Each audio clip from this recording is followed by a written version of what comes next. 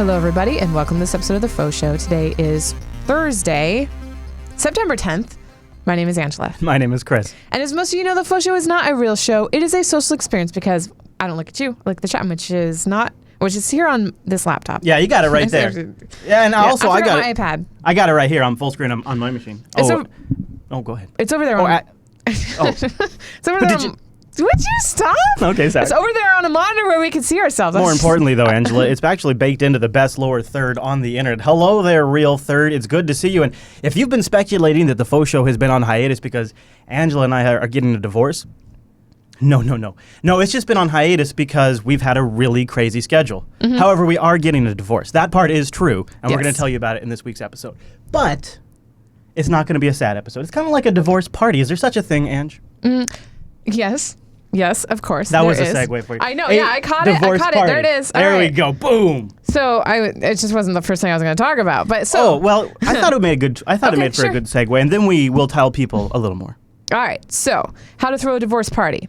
Weddings are a joyous occasion, but a new trend suggests divorces are becoming just as worthy of celebration. Divorce parties are about celebrating the new chapter in your life, letting go of the stress and frustration associated with ending a marriage. Now, hold on. Is this just an excuse to drink? Either way, I'm okay with it, but Right. Well, so what this website or infographic recommends is find a location that is neutral territory. Rent a space.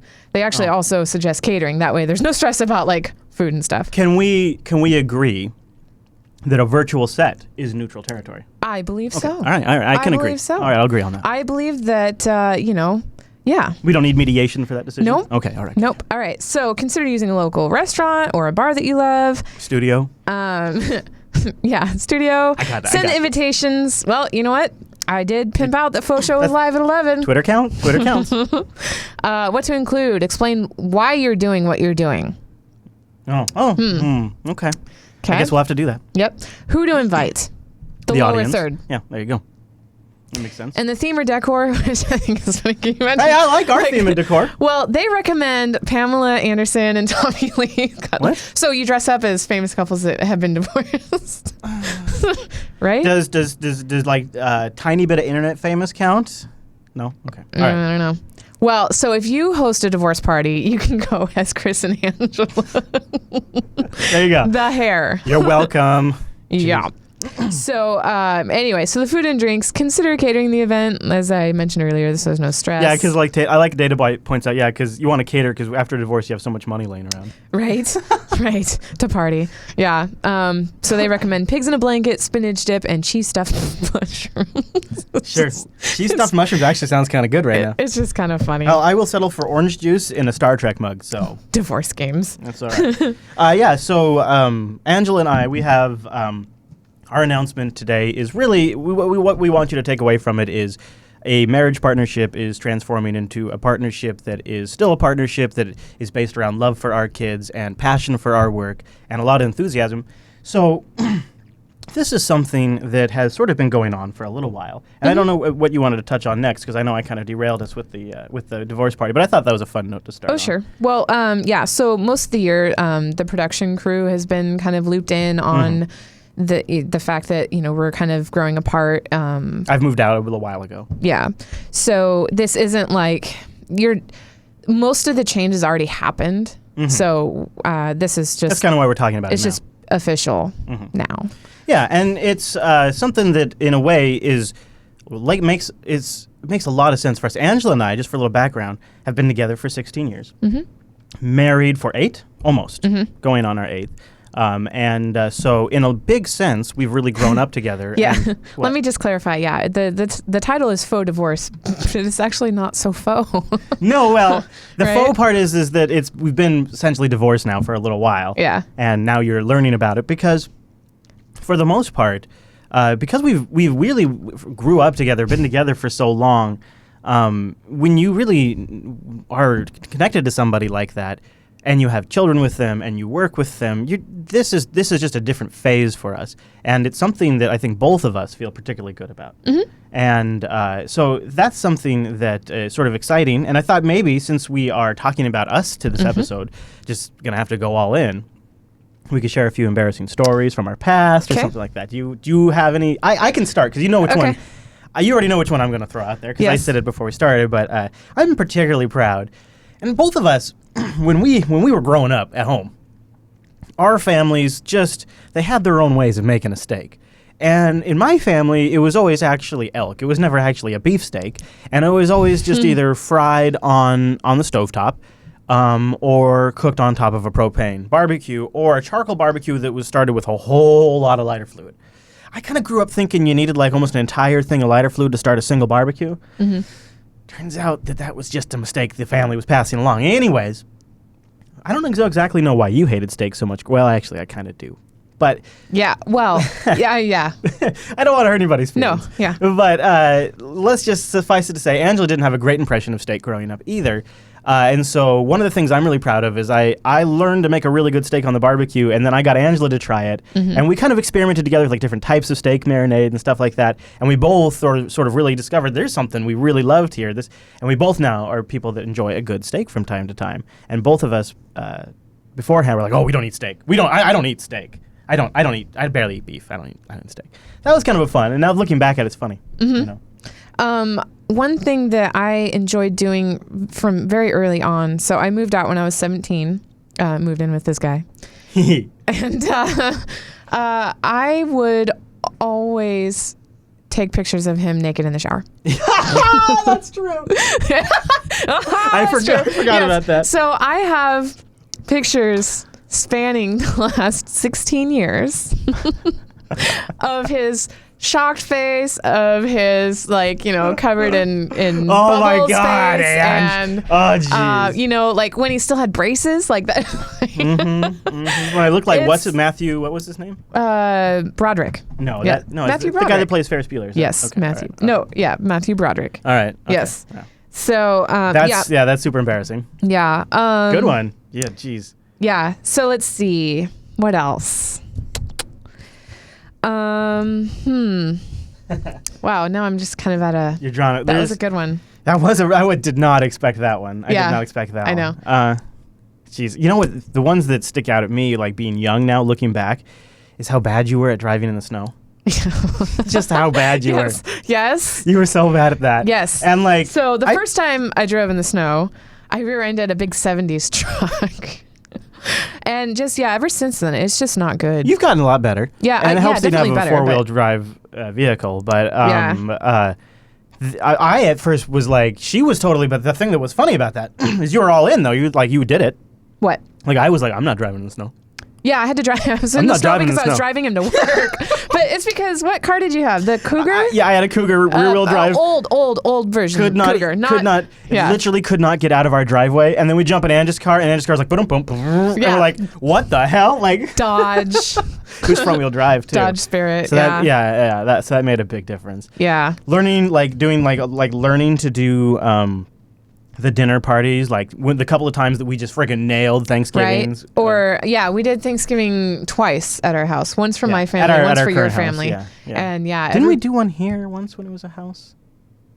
No. No? Okay. I don't, this house is just a little too small. And that's why it's a studio now. If you're newer or you've missed, an episode of FauxShow where we talked about it, the studio that we're in right now, it used to be in our garage at our house, but now it's in our old master bedroom. Mm-hmm. Yeah, we have a... So here we are. Our first home was a townhouse that we got in Smoky Point. It's technically classified as a condo, but it's more like a duplex. So it's really nice. It has a garage, and it has a couple of bedrooms and a good workspace. So we've converted the bedrooms into workspaces and the master bedroom into the main studio. Mm-hmm. And we've sound insulated. And we came in and did thousands of dollars renovations. If you guys have followed, you know all the stuff we did a couple of years ago. Yep. And that we moved out of and moved into our current place that Ange and the kids are at now. Mm-hmm. And that was when we decided we had a big enough space to do some really big, great meals. We have a great dining room area. Yeah. No, this is not the end of the Faux Show. Oh, no. But right. What we'd like to recommend is that you keep checking the calendar. Mm-hmm. Yeah, because we probably won't be. Well, we can't really be doing it the way we'd like to do it with full video and all of that while I'm on the road. So probably October is when the show would come back. So you just have to watch the calendar. JupiterBroadcasting.com/calendar. Yeah. Basically what happened, and the intro is correct. The Faux Show hasn't been on, not because we're not getting along or anything. No. It's Chris wanted to move last to Friday, and the whole reason I moved last to Friday it made it really was hard to find a spot for Faux Show. Well, and to be honest, the whole entire reason we moved our largest live show, which has our best attendance, on Sunday morning, which is it's just Sunday morning at 10 a.m. gets the widest reach of international audience and American audience, which is huge for us, and obviously that includes North and South America, and it's just a big deal for us. And and then they also made for a great lead into the Faux Show, and I would just stay here, and Andrew would show up, and we'd do the Faux Show. The problem is that I wanted to have a weekend for a little while. I realized I was reaching the 10th year of LAS, and if I didn't take some breathing room from the show a little bit and get some control over it, that I don't know if I could do it for another 10 years. And so I had to do a sort of a self-analysis and say, okay, well, what do I need to give myself in order to be able to do this show for another 10 years? And I think one of the things I need is a weekend. And then when I had that thought that, I think I need a weekend, I felt this huge burden of relief when I realized I could go Saturday and Sunday and not think about a show. Because if I have a show on Sunday, practically Saturday's the prep. Saturday is the prep. Saturday night is the crunch. Sunday morning, as you know, is the, got to get over here, got to do the show. And oftentimes, because, I'm also coordinating with my co-host, it actually really starts on Thursday or Friday, because that's when we have time in our schedule to sync up. And if it's a big topic, we were usually even starting a week ahead of time. And if it's a topic where we have a little more time, like an interview, it really can start earlier in the week, or by the latest, really Thursday. So then you work Thursday, Friday, Saturday. I know. I'm almost done. I'm almost done. Then you work Thursday, Friday, Saturday, and Sunday to do LAS. Whereas my moving LAS to Fridays, I have to have it all done on Friday, and then I can walk away for 2 days, and I don't have a show until noon on Monday. And that has been a huge, given me a huge amount of breathing room. And I feel like it gives me enough momentum to keep doing the show. I don't know if I'm going to keep it on Fridays, but I'm just giving it to myself for a little while I'm on the road trip and all of that, and we may move it back to Sunday at some point because it is better for the audience. But for right now, it's where it's staying. That made it really inconvenient to then do the Faux Show on Sunday, when the entire purpose of moving LAS was to give me that room, and then to do a show on Sunday just seemed like totally counter to the entire idea. And there's just not a time during the week that we could work. Additionally, I only had my nanny Wednesday through Friday, so we had to do it sometime between Wednesday and Friday, which there isn't time, especially with the double tech snaps. And now I have the kids in this situation where there may be some more flexibility on Monday. And so that may be a new day. I'm not sure. There you go. We'll have to figure that out. Yeah. So there is, that's all in flux. We don't know where the Faux Show will land when we come back. But one of the things I want to do when we come back. One of the things I want to do when we come back is do a Versus episode. Do you remember what game we were going to do? No. All right. Well, follow Ange. Wikipedia needs to announce that. Well, follow Ange on Twitter, and she'll announce it at Angers, or follow the Faux Show on Google+. No, I am a Fisher. I'm not going to change my last name. Nope. No. Pretty much for all intents and purposes, all the changes that are going to happen have happened already. Yep. So there you go. Distance was the game. Yes, because it's kind of like Race the Sun. Distance. Ah, yes. Yeah. See, I knew Rick would know. He's a good what man. The heck? Yeah. So I think when we come back, we're gonna do a Versus of Distance. So if you guys, that gives you plenty of time to download it and have a chance to really kick our ass, because we won't be playing it ahead of time. Right. So, so here's the thing. You guys know that. That the road trip is coming up. Like, I'm not sure how much the live audience knows, because a lot of the videos are for patrons only. I got encouragement from the patrons to release them. So I've been putting them exclusively on the Patreon page for a couple of days, and then I release them to the public. Mm-hmm. And that will likely change to a mix where there's going to be some public and some exclusive to patrons. Mm-hmm. And but initially it was exclusive to patrons. Initially it's exclusive to patrons. Then a day later, I roll it out to the main audience. Depending right now, because the road trip, we're getting so close that the window is really tight between exclusive and release. Right. So the road trip starts in 9 days. Right, on the 19th. On the 19th, Saturday. And so what there is, we have moved on in our lives, right, this year. So there's going to be somebody with Chris that you guys are going to meet on the road. Yeah, somebody special to me, my girlfriend, and she's going to join me. And she'll be in some of the content, hopefully a lot of the content we produce, because she has a lot of good creativity. She's a very good natural interviewer. She has some experience there, and she's been practicing on some video production. And so she is going to be joining me on the road trip. And if you're doing any meetups with us, you'll have a chance to meet her as well. Mm-hmm. And follow us at meetup.com/Jupiter Broadcasting. And on that note, too, hopefully, we are going to have a site dedicated to tracking the location of the trailer. I meant to tell you, I got an email from somebody that provided a link to something better than what you looked at yesterday on the live stream. Yeah. So no, I'm not gay. No, I'm not gay. Sorry, Databite. Well, I mean, maybe for you.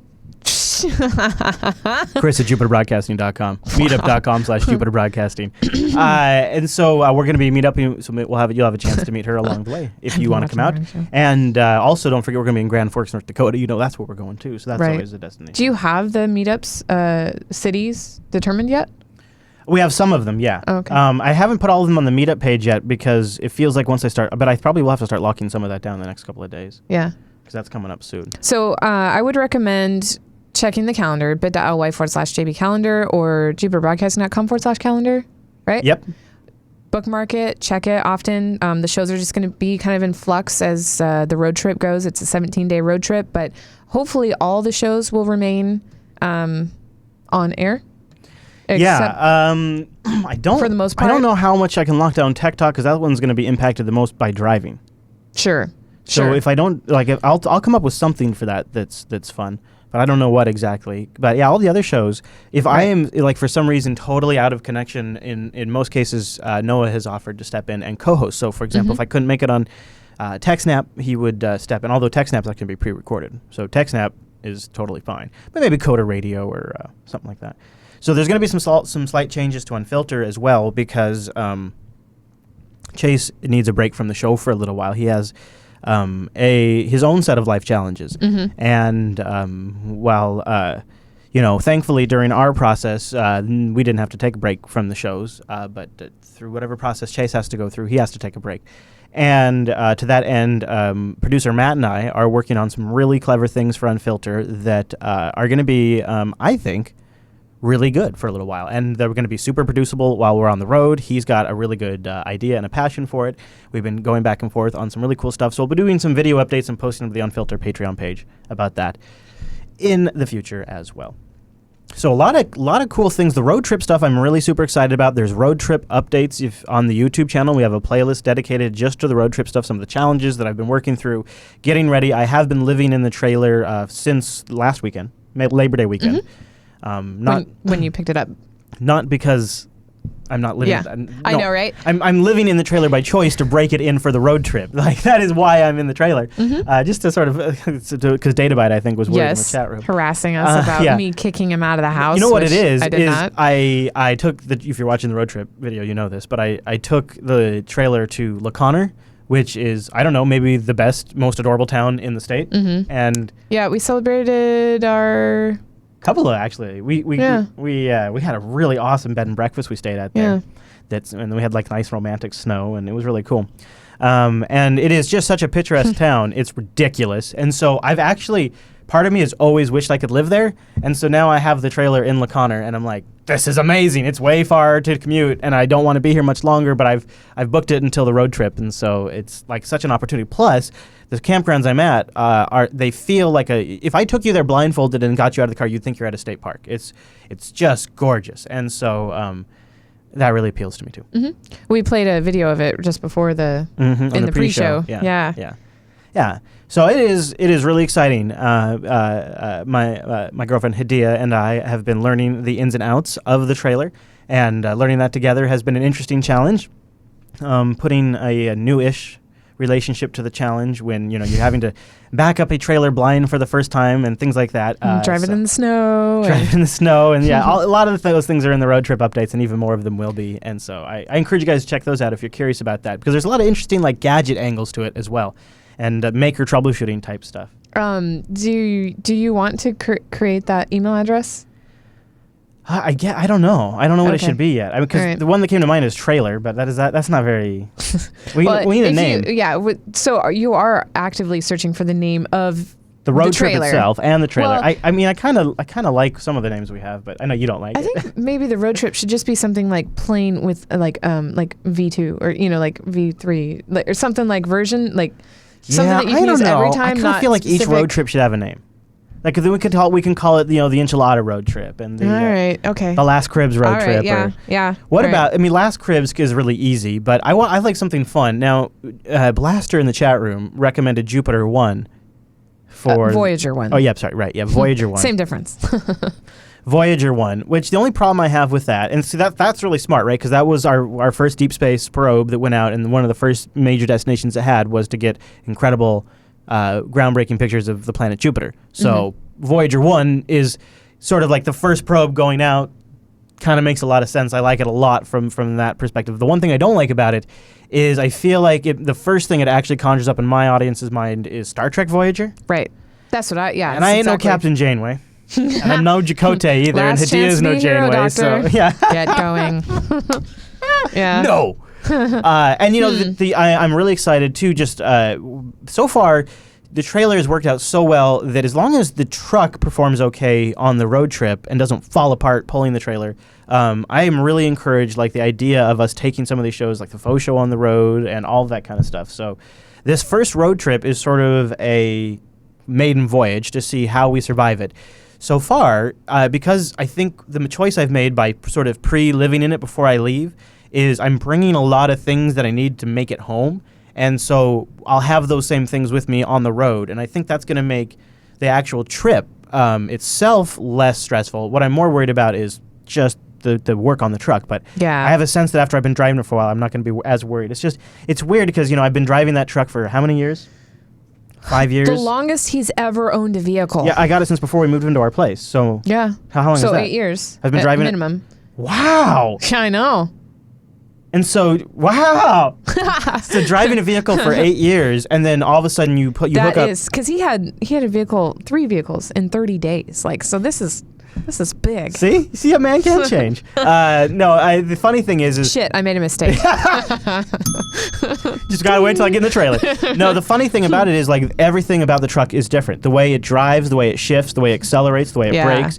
So it goes after 8 years. It's a complaint. And you're just like, is this okay? Is the fact that I'm doing 3,500 RPMs down the freeway and when I've normally been doing 2,000 RPMs, is that okay? Ooh. It is okay. Yeah. It's what it's designed to do, but it's a little weird for me. Yeah. So as that'd long be as weird for me too. as long as I get around all of that weirdness, I think this is going to be very doable as an ongoing thing because I have this 1,000 Trails membership and I can go to a lot of places and then at least these Not 1,000, but 80, right? yeah, because like at the campsite they have thousands of trails. Right? Oh, okay. Ba-dum-bum. Yeah. Anyways, but like some of them are like in San Francisco, so I could camp in San Francisco, disconnect the trailer, and then go meet up with people, and we could do shows down there. I mean, like I'm excited to see where it goes. Mm-hmm. I'm rambling, but I'm excited. Pioneer 12 Blaster has suggested. I don't know what Pioneer 10 and 11 are, but So can I do a little mail sack and while Galileo. Yes, we're on right, this? So yeah. we've been going through the wish list boxes, and many of them have come with thank you cards. Some of them are just generic. Some of them didn't come with any, and not all the So boxes are open. You should back up. So he put together a list of things he needs for the trailer on Amazon, and Yeah, people bought the stuff. thing is like when you're new to something, you just discover like all these things, all these new expenses, and there's just we didn't really plan for that, and so the fact that the community has helped enable this aspect of the road trip is going to be awesome because these things will work for every future road trip as well, right? There's nothing that the audience bought us that's only for this trip, Right. Which is so great because it makes like the future trips just like we're going to be ready to go, and it makes it so much more doable. It's just like moving into a house for the first time. You're like, oh right, yeah, I don't have a can opener. Oh, yeah, only I it's don't things have, like it's things but things like that you use for that you just need. Jason Cox, he picked up a few things for us, and or Jason, right? Yes. Jason picked up a few things for us, and I wanted to say thank you. It was because it was like it's a simple thing, but it was like something that was on my mind because so you have this gray water tank that's like all your hand washing stuff and like dish. and your dishes and your shower, but it can really stink. Yeah. But if you can kill the bacteria, it's actually the water safe enough you could put it in your garden. So he picked up these enzyme gray water deodorizing and cleaner tabs for me Sweet. that we can drop in there, and then it makes our gray water first of all not stink, Yeah. which is good for when I'm dumping it along the way. How do you guess you say that one? Because it's one of my favorite. I really want to make sure we try to get it right. I think it's Tadzeus. Tadzeus? Tadus. Tadus C. Tadao? We'll just say Tadao? Tadus C, Mr. TC. TC, there we go. Yeah. He got me a big box of toilet paper. And this is something else I discovered. Did you know this, Ange? You have to get RV-specific toilet paper. because you're putting it in a That tank. makes sense because of compost or like some sort It of. would stack. It stacks, and then you get the pyramid effect, and it comes up right up to your toilet. Yeah. And then the trailer, it's just not my scene. see this here. What do you think of that? How do you say that one? Swadhin. Swadin, he got us a whole bunch of really great, but he didn't put anything specific in his message. But he got us the battery charge monitor, so I can watch the battery charge during the show broadcast, so I can go off the air and I can sign off before the batteries die. He got me disposable, biodegradable gloves that I can use when I'm emptying our crap tank, which is really nice. And he also got a BioPack deodorizer for the black tank. Mm-hmm. So you put it in there and it helps break down the toilet paper and stuff. And it's all it's all environmentally friendly. Nice. So there's a whole other set of boxes back there with Right. more notes in them, but I just wanted to get a chance to say thank you. And I'm trying to take pictures of all of them. It's super overwhelming. Like sometimes I just sit there and it's just very, well, it's sort of amazing because it makes it go from something that we were really going to be flying by the seat of our pants to something that I think is going to be a sustainable, ongoing endeavor. So I'm really excited by that because it's going to be content for the audience too, so it's kind of awesome. Yeah. All right, Andrews, is there anything else we want to cover? Any other things we wanted to touch on? Just watch the calendar because shows are just kind of, a couple of them have had some weird dates like Coda Radio and TechSnap and Yeah, so Coda BSC Radio's now. been on Friday for the last couple of weeks just because Mike's been moving to Florida, but it'll go back to its Monday time. lots of doubling for Alan's to accommodate Alan's traveling. That'll go back to normal in October. Yep. Yeah, which is we're almost there, actually. Well, not really, but in production mindset, we're Well, almost you're there. like road trip and then October. Like Well, yeah, in the rest of the month spent production-wise for Right. us. All right, Right. Andrews, take Yep. us out and All check right. the calendar because the Faux will return soon. And don't forget to go get Distance so that way we can do a Versus episode. That's going to be a lot of fun. Yeah. All right. That's it for this episode of the Faux Show. We'll see you sometime in October. Did you enjoy this Faux Show? Well, guess what? You can catch more at jupiterbroadcasting.com and subscribe to the weekly RSS feed. Jupiter Broadcasting. Do. Somebody take that and remix that. Make it awesome. Jupiter Broadcasting. Do.